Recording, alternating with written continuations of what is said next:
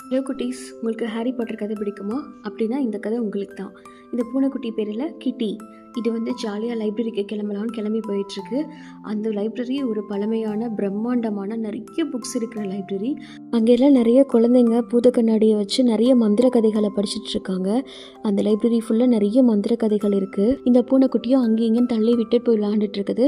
அப்போ அந்த படிச்சுட்டு இருக்கிற குட்டி பொண்ணு மடியிலேருந்து தள்ளி எந்திரிச்சு விளையாண்டுட்டு இருக்குது. இதெல்லாம் பார்த்துட்டு என்ன இது ரொம்ப சேட்டை பண்ணுதுன்னு சொல்லிட்டு அந்த லைப்ரரியன் அமைதியாக இருங்க அப்படின்னு சொல்லிட்டு மிரட்டுறாரு. அது அங்கங்கே ஓடும்போது ஒரு பாதத்தை பார்க்குது. அந்த கிட்டி அந்த பாதத்தை ஃபாலோ பண்ணி போகும்போது அங்கே ஒரு சாவி பறந்து போகுது.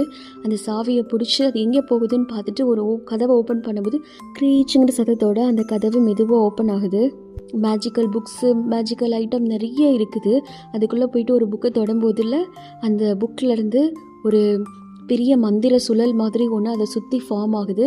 அந்த சுழல்குள்ளே இந்த கிட்டியோட வாழை பிடிச்சி முதல்ல இழுக்குது. அது வேற ஒரு உலகத்துக்கு போகுது.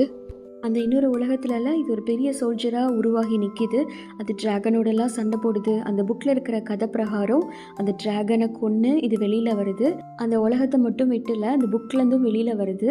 இதை வந்து தூரத்துலேருந்து அந்த லைப்ரரியன் பார்த்துட்டே இருக்காரு. அவருக்கு தான் தெரியும்ல இதில் மேஜிக்கல் புக்ஸ் எல்லாம் இருக்குதுன்னு சொல்லிட்டு அவர் வந்து சைலண்ட்டாக அந்த பூனையை தூக்கி கீழே விடுறாரு. டே கிட்டி வெள்ளவாடா அப்படின்னு சொல்லிட்டு. ஆனால் அது கண்ணில் ஒரு பவர் தெரியுது, ஒரு க்ளோயிங் தெரியுது, க்ளோரியஸாக இருக்குது. அதுலேருந்து என்ன ஆகுதுன்னா இது எந்த புக்கெல்லாம் டச் பண்ணுதோ அங்கே இருக்கிற லெட்டர்ஸ் எல்லாம் பறந்து இந்த கதையில் இருக்கிற பொருளாக உருவாகுது. பார்த்திங்கன்னா ட்ரீ, ஸ்டார்ஸு, அப்புறம் ட்ராகன், இந்த மாதிரி நிறைய வருது. ஸோ குழந்தைங்க ரொம்ப ஜாலியாகிட்டாங்க. ஸோ இந்த லைப்ரரியும் அந்த யூனிவர்ஸும் ரொம்ப கனெக்ட் ஆன மாதிரி அந்த பூனை வந்து மனசில் உணருது.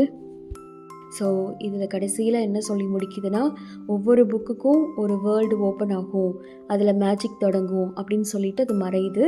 அவ்வளவுதான். நீங்களும் ஒவ்வொரு புக்கு எடுத்து படிங்க. உங்கள் லைஃப்க்கு தேவைப்படுற முக்கியமான விஷயம் கண்டிப்பாக உங்களுக்கு கிடைக்கும்.